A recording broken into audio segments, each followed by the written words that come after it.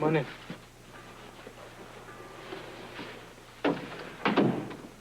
Okay, what do you got? I talk after you pay.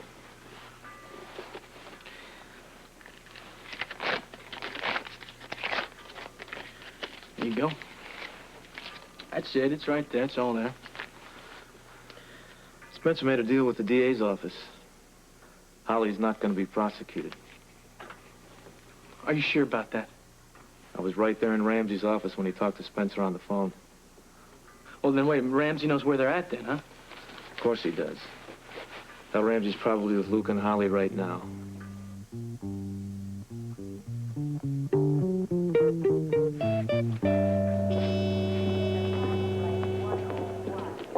Oh, Robert.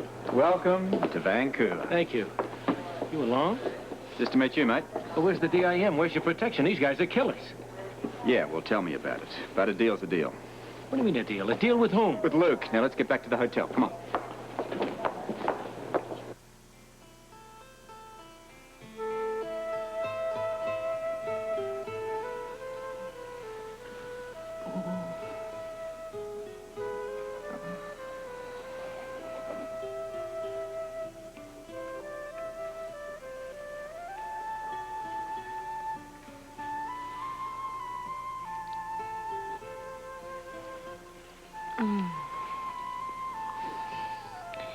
Do we have to get up?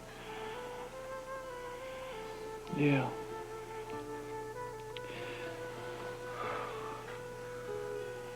Look, first, there's something that I have to tell you. Oh, no. Now, wait a minute. I haven't told you yet. I know that look on your face. It's not good news, is it?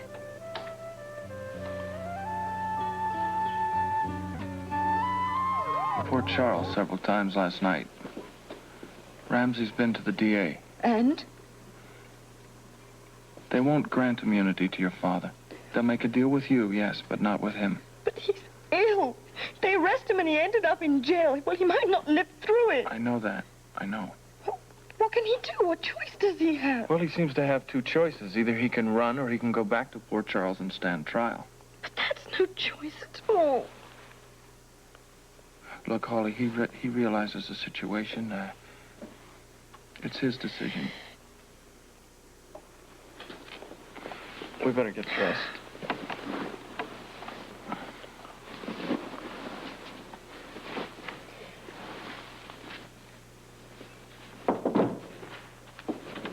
That's the door to the outside hall. Who is it? It's Nanny. It's Nanny. Let me in. Thank goodness you're here. There's terrible trouble. What? It's Basil. What about him? I saw him on the ferry, on his way over here. Luke, he's looking for you, both of you. Well, we can't leave here. We'll have to take our chances. But he knows this town inside out. He'll find you, I'm sure of it. Yeah, well, you see, Nanny, we can't leave. We can't leave. We're going to have to take our chances here. Oh, but you should leave before he finds you. You don't understand. Robert is meeting Captain Ramsey of the Port Charles Police Department, and he's bringing him here, so we have to wait. Yeah, they should be here any minute. Yeah, well, there is something I can do, though. The car's downstairs. He might recognize it. In fact, I'm sure he'll recognize it since it used to be his. The money's in it. I better get the money and bring it back up here.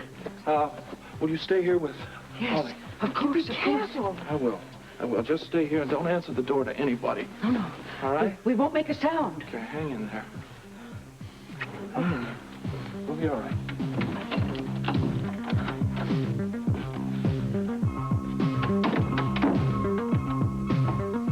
What Luke asked for first was complete immunity, both for Holly and her father. Ramsey said he'd have to clear that with the DA. So Ramsey called Richardson. No, one of the assistant DAs. Richardson himself was out of town. So, the assistant DA nixed Spencer's whole proposition, right? He agreed to half of it. Luke agreed to return here with every dime of the money, and he'll have Holly with him. In return for the money, they won't prosecute Holly. What about the old man? The assistant DA wouldn't agree to that part. He refused to grant immunity for her father. Okay, you said Ramsey went to get him. Where are they? I'm not sure. Someplace in Canada. Wait a minute, how can you not be sure? They were back and forth on the phone, you said, back and forth. I mean, didn't Ramsey know where he was calling? No. Ramsey didn't make any calls. Luke kept phoning back. At least while I was there, Ramsey didn't mention where Luke was calling from. But you do know that they're somewhere in Canada. I'm sure Ramsey's there right now. Does any of this help? Yeah. Yeah, as a matter of fact, I'm going to give you a bonus. There you go, you did real well. I aim to please. Well, you did. Forget you were ever here, okay? If I need to get a hold of you, I'll find you. Anytime. Sure. Stay out of trouble.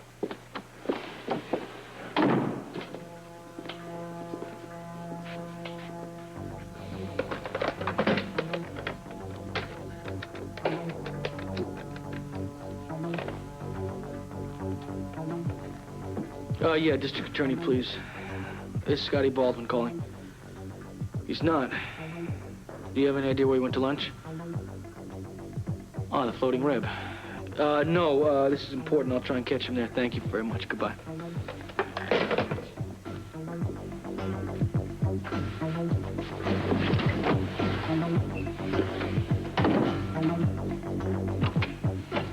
Oh, Robert, I'm glad you're here.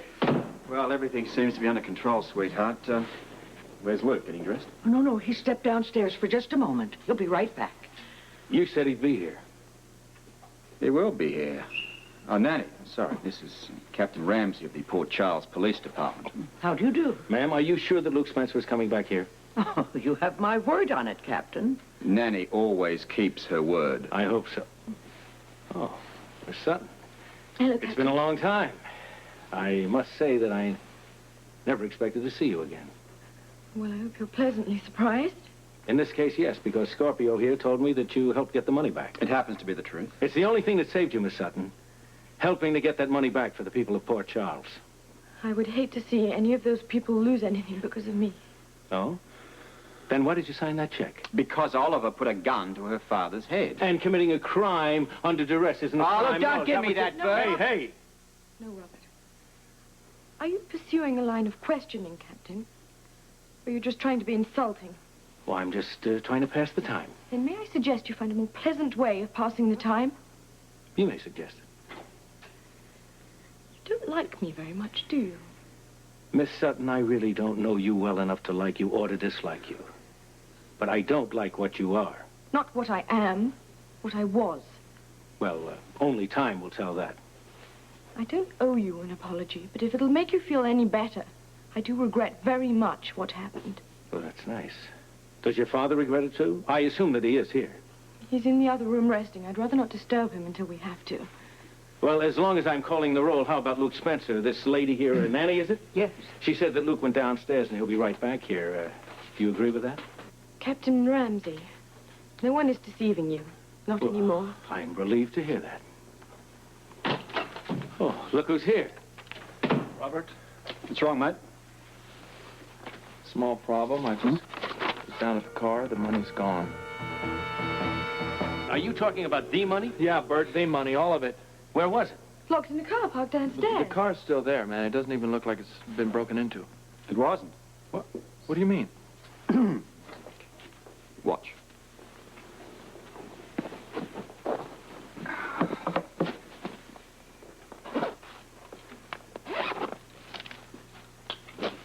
Voila. Every dime. Oh. Well, you have an explanation for this? Sure. Well, I got a bit worried about it in the middle of the night, so I went down and got it. I just didn't want to disturb you. Disturb me? You took 10 years off a life that can't spare them. Hey, look, I didn't want to do that. But it seemed like a good idea at the time. Besides, you never can be sure who's going to run off with the Bentley. It was a great... Now, let's get back on the track. The money is here. The next step is your father. You said he's here in a room? Yes, he's in that room there, resting. Well, I'm afraid he's going to have to wake up.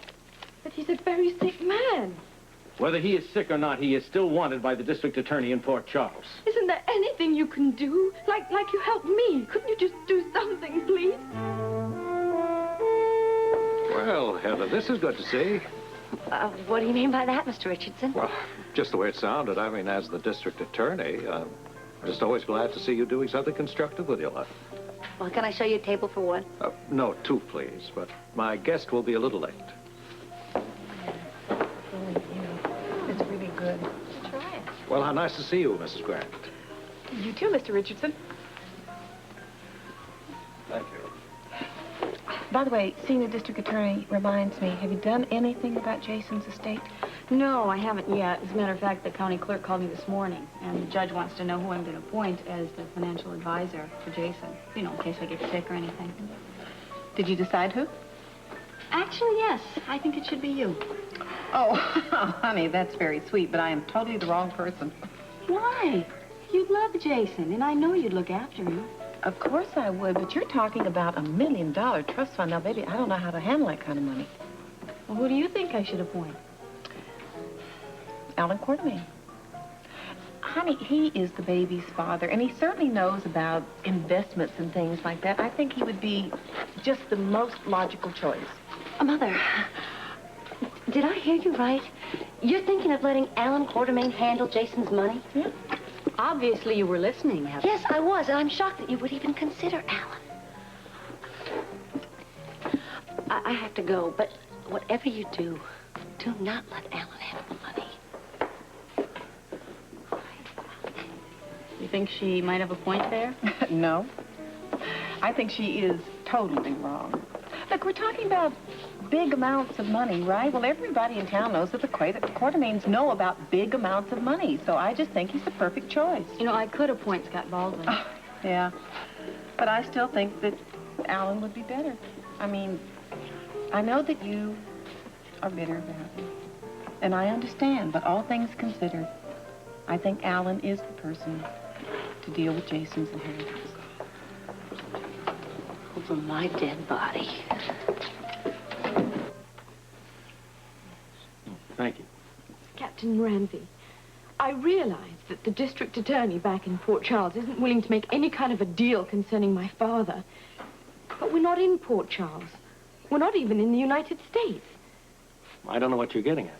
I'm not sure I do either. What I'm trying to say is maybe Captain Ramsey would allow my father to stay here if that's what he wants to do. Look, love, we'd all like to help your father, really, but, I don't think you understand quite the position the captain's in here. Which I can explain for myself, thank you, Robin. Young lady, I may be a captain, but when it comes to the bottom line, I'm still a cop. Which means that I don't make the laws, I enforce them. It also means that I don't make deals, the district attorney does. I just do what he tells me to do. What if you came here to Vancouver and you couldn't find my father? Well, I would just stay here until I did. That's rather academic, isn't it? You said he's sleeping in the next room, which means I have found him. And you must take him back? I must enforce the law. He is wanted in Port Charles. My job, the only job I have, incidentally, is to bring him back to face charges. Okay, can I ask a question? Sure. What if he refuses to go? Be very silly of him, Luke. All I would do is call the local authorities, the DIM, tell them that I am here to pick up an alleged criminal so that he can face trial. I'm sure all they would do is help me do my job. And we all know what wonderful cooperation there is on both sides of the border. That's right. All right, let me just one more shot in the dark. What if you call and tell him the truth? That you found him, that he's very ill. Do you think on that basis maybe they'll reconsider a deal with him? All of that was known before I came here. The district attorney agreed, because of her help in returning the money, that he would give Holly immunity. As far as her father, no deal. I can't call him now and ask him to change his mind. But it's different. Look, let me warn you. Luke, don't try to prevent me from taking him back, because if you do, I'll call the DIM and they'll stop you. I think we understand that. Good. There's not one thing you're willing to do to help him? Nothing at all? It has nothing to do with my willingness. I'm here to do a job. And my job is to take your father back to Fort Charles. I think I see a good friend of yours, Susan. Who? Anthony Hand. Should I go over and see if he's still wearing the watch you bought? No, you shouldn't. And if you're looking for something to do, you might start with minding your own business. I was only trying to make an important point. And what point might that be? You're not a very good judge of character. Take, for example, the men you choose to associate with, or the people you consider your friends. You mean people like you? Well, you didn't exactly choose me, Susan. That was purely an accident of birth. But our being cousins may be the best thing that ever happened to you. Or the worst. Look, will you girls please just stop bickering? I mean, we are family, so let's just try to get along. You're right, Mother. I didn't come over here to argue with you, Susan. I just want to give you a little good advice. I don't remember asking for any advice. It's on the house. And cheap at twice the price, I'm sure. I just think it would be a big mistake to appoint Alan Quartermain Jason's financial advisor. You know, for somebody who is too busy to sit down and join us, you certainly haven't missed much of this conversation. And it wouldn't be right to appoint Scotty Baldwin either. Heather, you keep telling me who I shouldn't appoint. Just who do you think I should appoint? Well, not some stranger, Susan. Someone you can trust. Someone in the family. Someone like, you, perhaps? Or Mother. Oh, no, she's already offered me the job, and I turned it down. I don't know how to handle that kind of money. Gee, I guess that leaves you. I guess it does. And you'd do that, too, wouldn't you? You'd do that for me and Jason? Of course I would, Susan. I mean, after all, we are family. Heather, you have a heart as big as all outdoors. You also have a customer. Scotty. Oh, he's joining the district attorney. That's very strange. Wonder why he's here. Richardson, it's good to see you. Got a minute? Well, not much more than that. I'm expecting a friend. This won't take very long. I understand that your office made a deal with Holly Sutton. As an attorney, Baldwin, I would think you'd have learned to be a bit more cautious in your choice of words. The district attorney's office does not make deals. We're talking off the record, okay? See, I heard while you were out of town that one of your assistants made a deal with Holly Sutton, granted her immunity from prosecution. And were you told why? Of course I was, because she and Spencer are bringing back the money that half the town lost on that phony oil deal. Are you sure that you don't want to say that your office is making a deal? Well, all I intend to confirm is what I'm sure you can assume. Now, if a member of my staff made some arrangements in my absence, I'm going to back him up 100%. All right, then you made a deal. Now, you said that. Okay, well, then I'll say something else. I think to make a deal with Holly Sutton is a gross miscarriage of justice. Well, apparently you're trying to tell me how to run my business. It's not your business. It's the town's.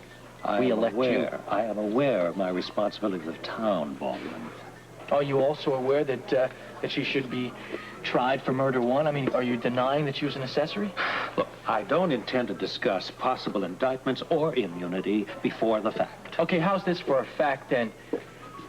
Murder one is something that you can still make a deal with. Yes, thank you for the education. You're welcome. Okay, let me just further your education, okay? Oh, by all means. All right. Someday you're going to be coming up for re-election. Now, most of your voters were mixed up in that oil deal one way or the other.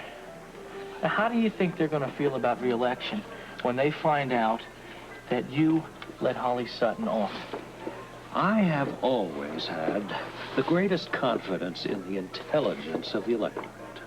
I guess I'll just have to take my chances, won't I? Okay, well, then how would you like to lessen chances on those odds? How would you like to have the waterfront on your side? Well, I welcome support from all quarters. Well, I know someone that can swing it in your favor. Or against you. And I'm sure you have someone in mind. Of course I do. You're looking at him. Now, what do you say? Don't let Holly Sutton off. You know, I do believe that you actually mean well. I do. Well, in that case, thank you very much. I'll give your advice some very careful consideration. Good. Terrific. It's just what the people want. I see. You're speaking for the people now. Well, I speak for a good chunk of them.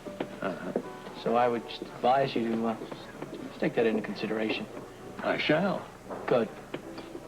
Have a good lunch. Thank you. Scott? Susan, Alice, how you doing? Just fine, Scotty. Terrific. Terrific. Is that iced tea you're drinking? Yes, it is, and I feel great. That's good. Good for you. So, how's the little man? Jason? That's right. You know, I just can't get enough of that kid. I was just telling Aunt Alice how fond you are of Jason. And you know, I don't think he's too young to know it either. You should see him, Aunt Alice. When Yeah. Scott picks him up and plays with him, he just beams. He knows who loves him. Hey, can I join you two for lunch? Oh, it would be wonderful, don't you think so, Susan? Sure. Terrific. If Jason was here, it'd be just perfect. I think most of you people know I can be as patient as the next man, but it's time that we got moving. Okay. What do you want to do first? Well, isn't that rather obvious? I came all this way to take Charles Sutton back with me, and even though he's ill, that's what I have to do. Which room did you say he's in? Right here, Captain. Father, you shouldn't be out of bed. Captain Ramsey, I'm sorry I can't say that I'm delighted to see you, but it doesn't seem appropriate at the moment. Well, we all have to do jobs that we don't enjoy. How are you feeling? Oh, quite well, thank you. That's not true. He's very ill. Never mind, Luke. I know what I must do. Oh, no. Nanny, it's all right, I assure you. Captain. Yes. May I ask a favor, a great favor? I'd like to have a few moments alone with my daughter. I have no objection to that. We'll go into the bedroom if you don't mind. I assure you I have no intention of trying a daring escape. Go right ahead. Thank you.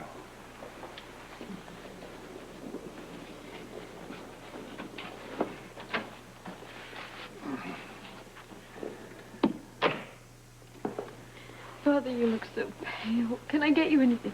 Darling, it's a little late for remedies. What I hope is that you'll just listen and try to understand. Of course. You know, at my age, a man has a way of looking back to the past.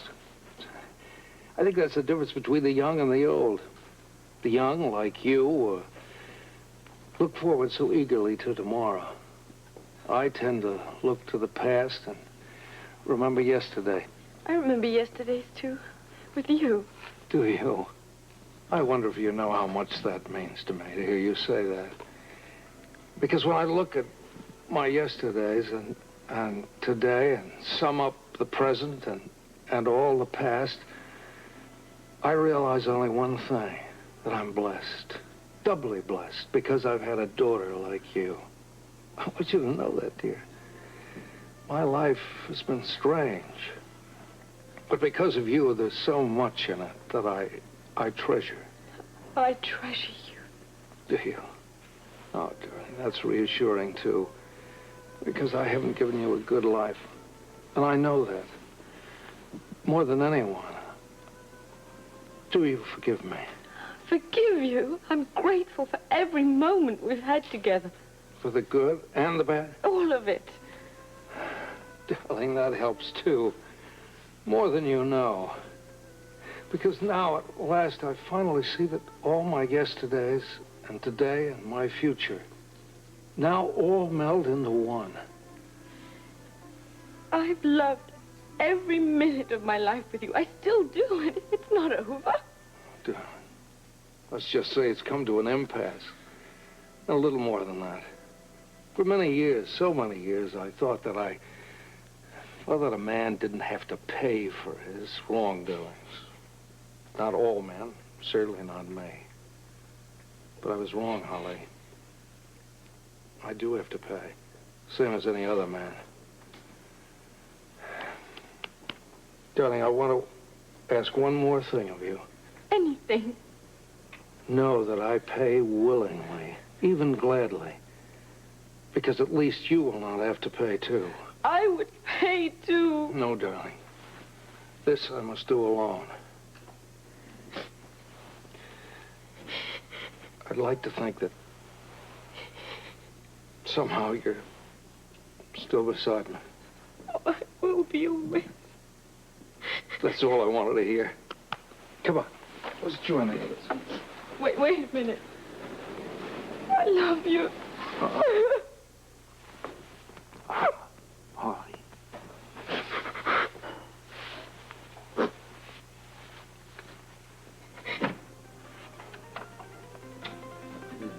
Captain.